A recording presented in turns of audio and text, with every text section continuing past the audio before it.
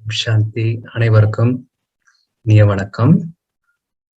நாங்கள் ஒரு நிமிடம் தியானத்திலிருந்து விட்டு நிகழ்ச்சிக்கு செல்வோம்.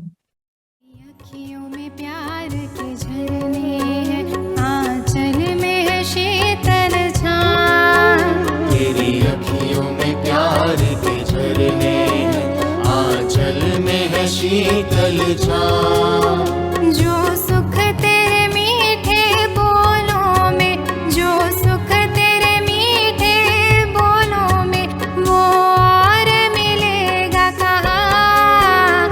ओ माँ मम्मा, ओ माँ प्यारी मम्मा, ओ माँ मम्मा, ओ माँ प्यारी मम्मा, तेरी अखियों में प्यार के झरने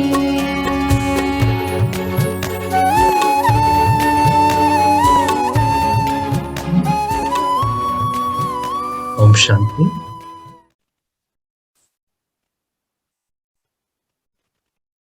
ஸோ எல்லாருமே இந்த மம்மாவோட விசேடமான மாதத்துல சிறப்பான முயற்சிகளை நாங்க செஞ்சு கொண்டிருக்கிறோம். அந்த வகையில இன்றைக்கு நாங்க பார்க்க போறது தாரணையின் சொரூபமாக இருத்தல். ஸோ மம்மா தாரணையின் சொரூபமாக இருந்தாங்க. அதனால தான் எங்களுக்கு ஒரு நல்ல உதாரணமா மம்மா இருக்கிறாங்க. மம்மா எவ்வாறு தாரணையின் சொரூபமா ஆகுனாங்க, அதாவது நல்ல குணங்களின் சொரூபமா ஆகுனாங்க. அதற்கு அடிப்படை பார்த்தீங்கன்னா ஞானம். ஞானத்தில் அவங்க அதிக அளவு கவனம் செலுத்தினாங்க. அதே நேரத்துல யோகத்திலையும் முழுமையான கவனத்தை அவங்க செலுத்தினாங்க. அதை நாங்க பார்ப்போம். அம்மாவோட ஒரு சிறப்பியல்பு தான் பாத்தீங்கன்னா முரளியை பொறுத்த மட்டும். சோ முரளியை எப்படி செவிமடுக்கிறது, அதிக அளவு போதையோட முரளிய மிக கவனத்தோட அவங்க செவிமடுப்பாங்க. சோ பாபா கூற ஒவ்வொரு வார்த்தை ரொம்ப அன்போடு செவிமடுத்து அந்த வார்த்தையில பாபா சொல்ற விஷயங்களை மிக தெளிவாக அவங்க புரிந்து கொண்டாங்க. அந்த ஆழத்துக்கு சென்று பாபா என்ன சொல்றாரு, இதன் மூலமா எங்களை என்ன செய்ய சொல்றாரு, அப்படி ஆழத்துக்கு சென்று புரிஞ்சு கொண்டாரு. அதே நேரம் பாத்தீங்கன்னா பாபா முரளி மூலமா தான் எங்களை ரொம்ப சக்தி மிக்கவர்களாக ஆக்குகின்றாரு. மம்மா இவ்வாறு முரளியில ஒரு பங்க்சுவாலிட்டி சொல்லுவாங்க, மிக சரியாக எப்பவுமே வகுப்புக்கு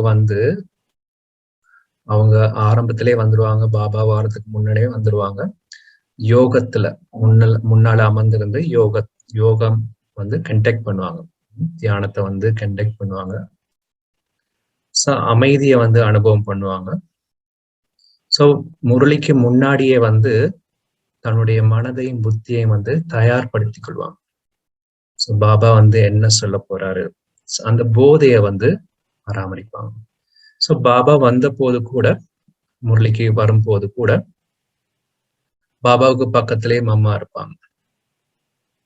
சோ மம்மா ஒவ்வொரு வார்த்தை, பாபா கூறுகின்ற ஒவ்வொரு வார்த்தையும் ரொம்ப அன்போடு புரிஞ்சு கொண்டாங்க.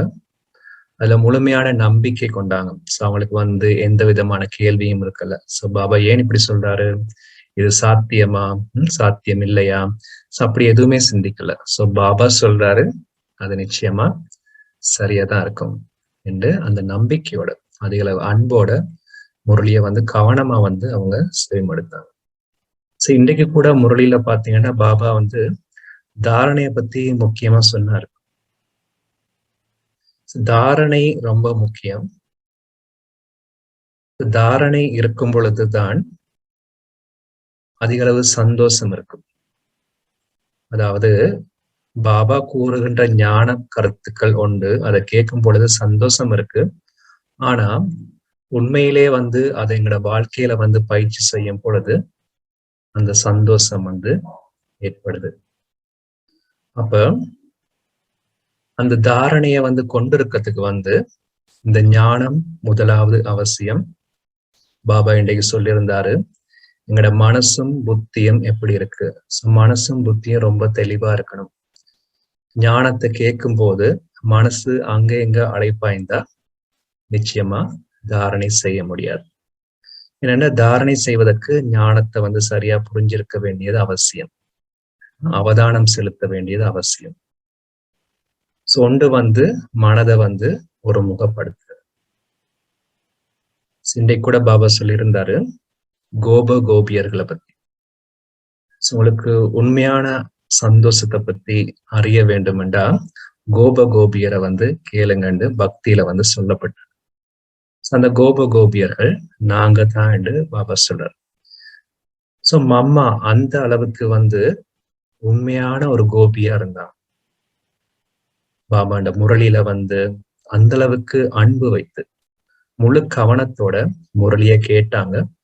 அதனால அதன் ஆழத்துக்கு சென்று தன்னுடைய வாழ்க்கையில வந்து பயிற்சி செய்யக்கூடியதா இருந்தது.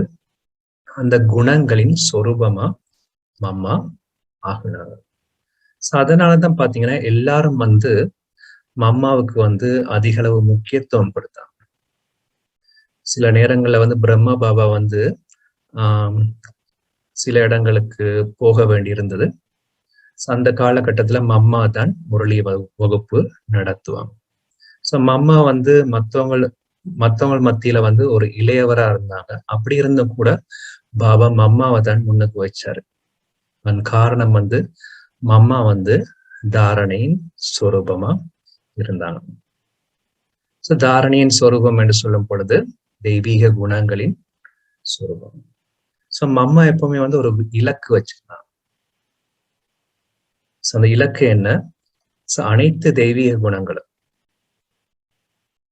நான் வந்து பாபா கிட்ட இருந்து பெறணும்.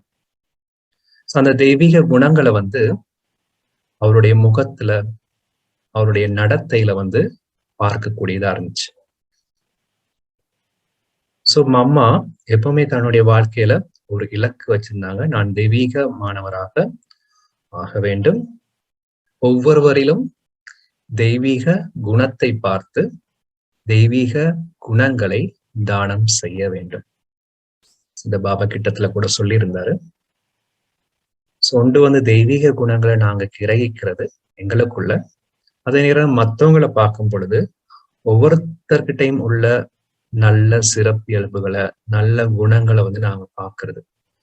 அப்படி செய்யும் பொழுது என்ன நடக்குது? நாங்க அந்த அழகான அந்த நறுமணத்தை வந்து இந்த சூழலுக்கு பரப்புறோம். அந்த வகையில தான் நாங்க புதிய உலகத்தை வந்து உருவாக்கி கொண்டிருக்கோம். இந்த முழு உலகத்திலையும் பாத்தீங்கன்னா எவ்வளவோ எதிர்மறையான அதிர்வலைகள் பரவி கொண்டிருக்கு. பாபா சொல்றாரு, நல்ல குணங்களை நல்ல சிறப்பியல்புகளை பார்க்க சொல்லி. அந்த வகையில வந்து மம்மா வந்து அதை பயிற்சி செய்து ஒரு உதாரணமா இருந்தாங்க. அது ஒரு சம்பவம் வந்து உதாரணமா சொல்றது என்றால், அந்த காலத்துல வந்து முரளி வகுப்பு பின்னாடி எல்லாரும் வந்து பாபாவோட குழந்தைகள் எல்லாருமே வந்து ஒரு வாக்கிங் போவாங்க. ஒரு நடைப்பயிற்சி. வாக்கிங் போகும் பொழுது ஒரு சகோதரி, எல்லாருக்குமே வந்து அந்த டைம்ல வந்து வெளியில வாக்கிங் போகும் பொழுது அவனுக்கு ஷூஸ் இருக்கும். அதுக்கண்டு செப்பரேட்டா வந்து பாதணிகள் இருக்கு. ஒரு சகோதரி வந்து அந்த ஷூஸ் அணியாம சாதாரணமான ஒரு செருப்போட தான் போனாங்க. அப்ப அம்மா கேட்டாங்க, ஏன் வந்து அந்த ஷூ வந்து நீங்க போடல? சகோதரி சொன்னாங்க, என்னுடைய காலில் வந்து ஒரு வருத்தமா இருக்கு, அதனால அசௌகரியமா இருக்கு, நான் போடலன்னு சும்மா வெறுமனே சொல்லிட்டாங்க. அம்மாவும் பேசாம அதை கேட்டுட்டு போயிட்டாங்க. அந்த சகோதரிக்கு பிறகு தோணுச்சு, நான் ஏன் இப்படி பொய் சொன்னேன்னு அம்மா கேட்டாங்க. நான் இப்படி பொய் சொல்லிட்டேனேன்னு அவங்க ரொம்ப மன வருத்தப்பட்டாங்க. எல்லாரும் வாக்கிங் போயிட்டு வந்துட்டாங்க. பொதுவா அந்த காலத்துல ஒரு வழிமுறை இருந்தது. யாராவது ஏதாவது தவறு செஞ்சிட்டா, பொய் சொல்லிட்டா அந்த நேரம் வந்து உணவு சாப்பிட மாட்டாங்க. பாபா கூட சில வேளை பிரம்மா பாபா அந்த மாதிரி பனிஷ்மெண்ட் வந்து கொடுப்பாரு. சோ அந்த சகோதரிக்கு ஒரு மனதுல வந்து ஒரு கவலை. நான் வந்து மம்மாவுக்கு போய் சொல்லிட்டேனே. மம்மா ஒரு ஞானத்தின் சொரூபம், தெய்வீக குணங்களின் சொரூபம். சோ அந்த அளவுக்கு ஒரு தக்க ஒரு சகோதரியா இருக்காங்க. அவங்களுக்கு நான் போய் சொல்லிட்டேனேன்னு மன வருத்தப்பட்டாங்க. அதனால அவங்க வந்து சாப்பிடல. இத வந்து மம்மா ஏதோ வகையில நோட் பண்ணிட்டாங்க. சோ மம்மா அந்த சகோதரிகிட்ட கேட்டாங்க, சாப்பிடலையா? ஏன் சாப்பிடலன்னு கேட்கும்பொழுது, அந்த சகோதரி வந்து ஆஹ் விளங்கப்படுத்தினாங்க. இப்படித்தான் நடந்ததுண்டு. சோ பிறகு மம்மா அதிகளவு அன்போட வந்து அவங்கள கூப்பிட்டு, ஓகே பரவாயில்ல, அதை விட்டுருங்க, வந்து என்னோட இருந்து சாப்பிடுங்கன்னு மம்மா அவங்களையும் கூப்பிட்டு அவங்களோட வந்து சாப்பிட்டாங்க. அந்த சகோதரிக்கு ரொம்ப மனசுல வந்து ரொம்ப ஆறுதலா இருந்துச்சு. இந்த மாதிரி வந்து நடைமுறை வாழ்க்கையில ஒவ்வொரு சந்தர்ப்பத்திலையும் வந்து இந்த நல்ல குணங்களை வந்து கிரகிக்கும் பொழுது சோ மத்தவங்க மத்தியில ஒரு மரியாதையை பெற்றாங்க. அதே நேரத்துல மம்மாவும் கூட அந்த தவறான காரியங்கள் எல்லாத்துலயும் முற்றிலும் வந்து விடுபட்டு இருந்தான். சோ அதே போலதான் மம்மாவை போல நாங்களும் வந்து ஆகணும். சோ மம்மாவை போல தெய்வீக குணங்களை வந்து நாங்க கிரகிக்கணும். எந்த அளவுக்கு தெய்வீக குணங்களை வந்து நாங்க கிரகிக்கிறோமோ அந்த அளவுக்கு வந்து நாங்க ஆஹ் மற்றவங்க முன்னாடியே வந்து நாங்க மரியாதையை பெறுவோம். அதே நேரத்துல தவறு செய்வதுல இருந்து நாங்க பாதுகாப்ப பெறுவோம். இது வந்து மம்மாண்ட பல சம்பவங்கள் உண்டு. சோ மம்மா வந்து எல்லார் மத்தியிலையும் வந்து ஒரு மரியாதையை பெற்றாங்க. ஏனென்றா மம்மாவோட அந்த பாபாவோட முரளில வந்து கவனம் செலுத்துது. சோ தாரணைக்கு முக்கியமான அம்சம் வந்து ஒன்று வந்து ஞானம், அடுத்தது யோகம். சோ ஞானத்துல வந்து கவனம் செலுத்துறது, அடுத்தது வந்து யோகத்துல வந்து ஒரே ஒருத்தர்கிட்ட நினைவுல இருக்கிறது. சோ பாபா இன்றைக்கு கூட சொன்னாரு, ஒவ்வொரு நாளும் வந்து முரளி வந்து ரொம்ப முக்கியம். நம் முரளில வந்து ஒவ்வொரு நாளும் புதிய புதிய கருத்துக்களை வந்து பாபா சொல்றாரு.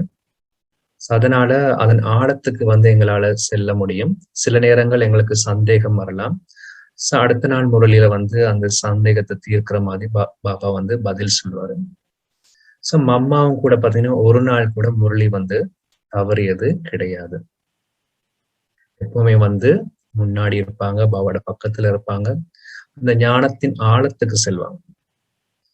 சோ அதனால மம்மாவால வந்து மத்தவங்களுக்கு வந்து அந்த ஞானத்தை வந்து விரிவாக சொல்லக்கூடியதா இருந்துச்சு. சோ பாபா வந்து சாராம்சமா தான் சொல்வாரு. ஆனா அந்த விளக்கத்தை வந்து மம்மா வந்து ரொம்ப ஆழமாக புரிஞ்சு கொண்டு மத்தவங்களுக்கு விளங்கப்படுத்தக்கூடியதா இருந்துச்சு.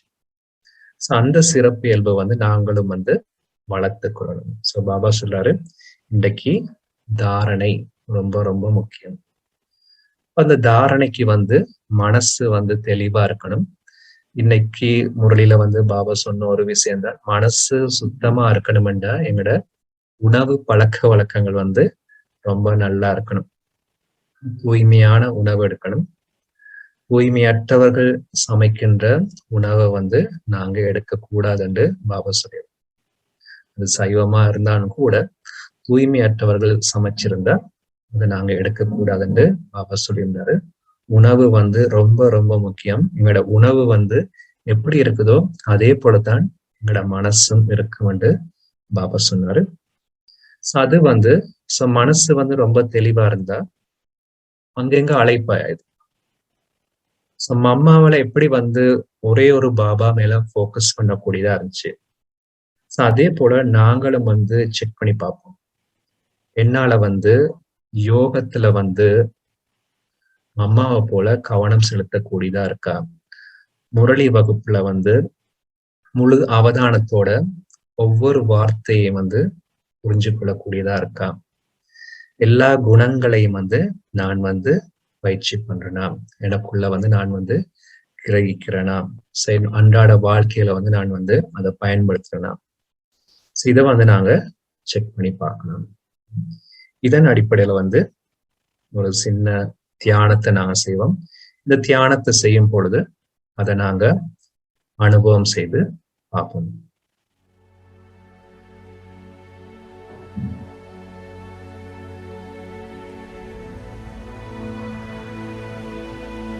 நான் வந்து இந்த அமைதியான சூழல்ல வந்து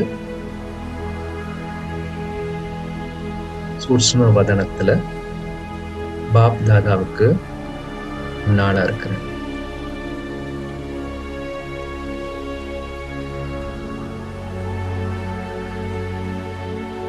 பாப் தாதாவின் சக்தி மிக்க திருஷ்டியை அனுபவம் செய்ய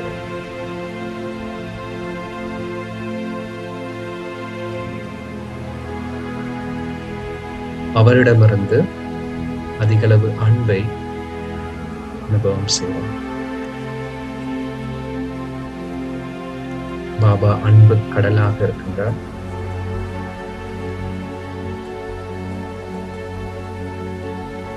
கடவுளின் அன்பானது ஒரு ஆனந்த ஊஞ்சலை போன்றது.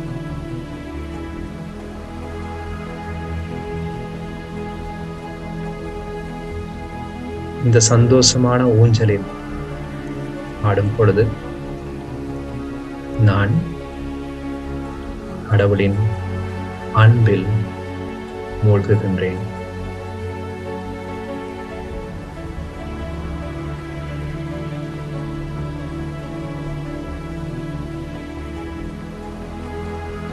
கடவுளின் அன்பானது முடிவற்றதும் ஆழமானதுமாகும்.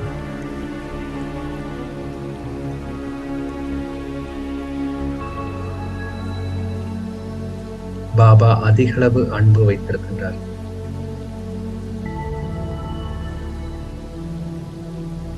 எந்த அளவுக்கு இந்த பழைய உலகத்திலிருந்து நான் பற்றை அகற்றுகின்றேனோ அந்த அளவுக்கு என்னால் இறைவனின் அன்பை அனுபவம் செய்யக்கூடியதாக உள்ளது.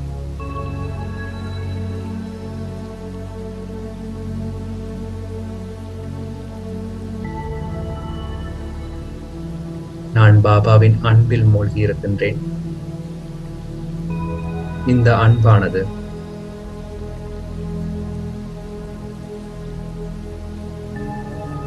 என்னை பறக்கும் ஸ்திதிக்கு இட்டுச் செல்கின்றது.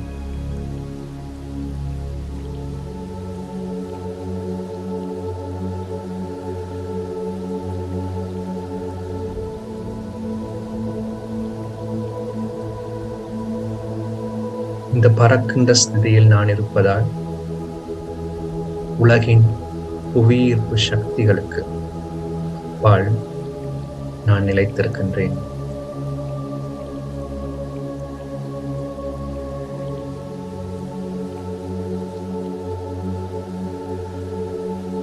மாயையின் புயல்கள் எவ்வளவு கவர்ச்சியாக இருந்தாலும் நான் அதிலிருந்து சிக்காமல் இந்த உலகத்துக்கு அப்பால் பறக்கின்ற நிலையில் இருக்கின்றேன். இறைவனின் அன்பே இந்த பறக்கும் ஸ்திதிக்கு அடிப்படையாகும்.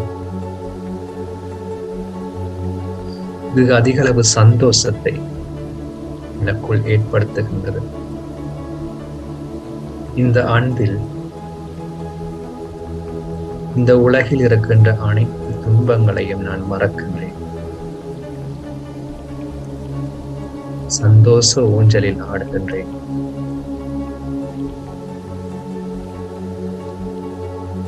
பாபா அமிர்த வேலை முதல் அதிகளவு அன்பை எனக்கு கொடுக்கின்றார்.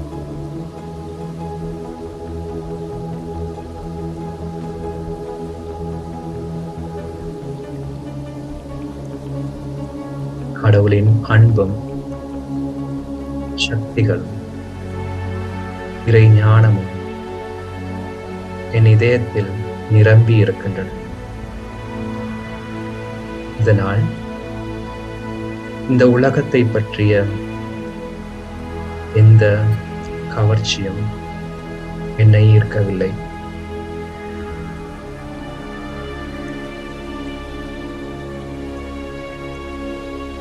கடவுளின் அன்பில் மூழ்கி இருக்கும் பொழுது அந்த பிரகாசம் அந்த போதை, அந்த அனுபவமானது மிக சக்தி வாய்ந்ததாக இருக்கின்றது. அனைத்து பிரச்சனைகளுக்கும் இருந்து விடுபட்டவனாக இருக்கின்றேன். பாபா அன்பு கடலாவார்.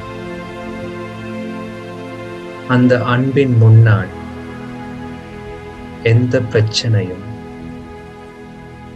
மிக சிறிதாகவே தோன்றுகின்றது.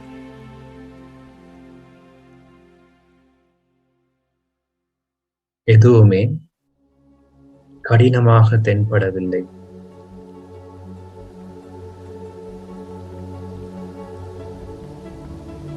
பாபா என்னை அதிமேன்மையானவனாக ஆக்குகின்றார்.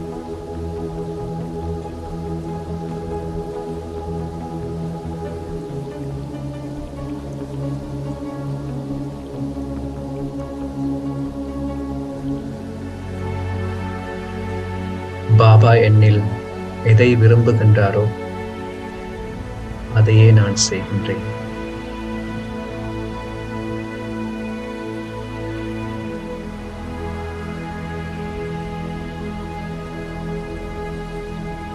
பாபா விரும்புவதை மட்டுமே நான் செய்கின்றேன்.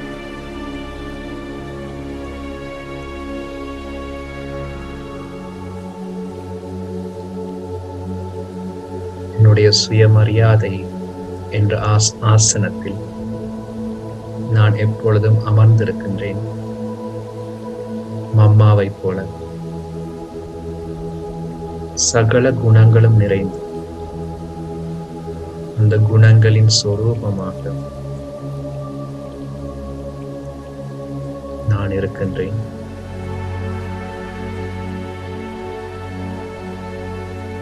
அம்மாவைப் போலவே ஒரே ஒரு பாபாவின் அன்பில் மூழ்கி இருக்கின்றேன்.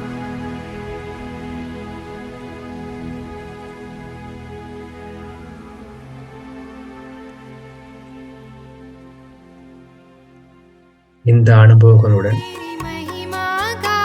சில வினாடிகள்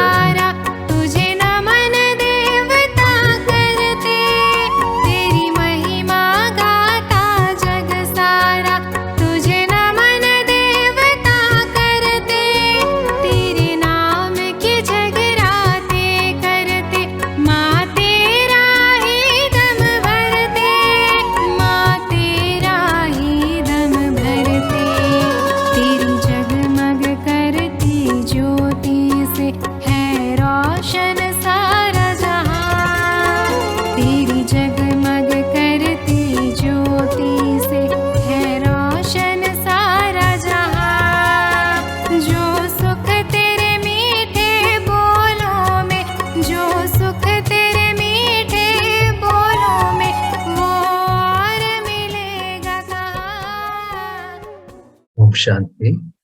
நன்றி, வணக்கம்.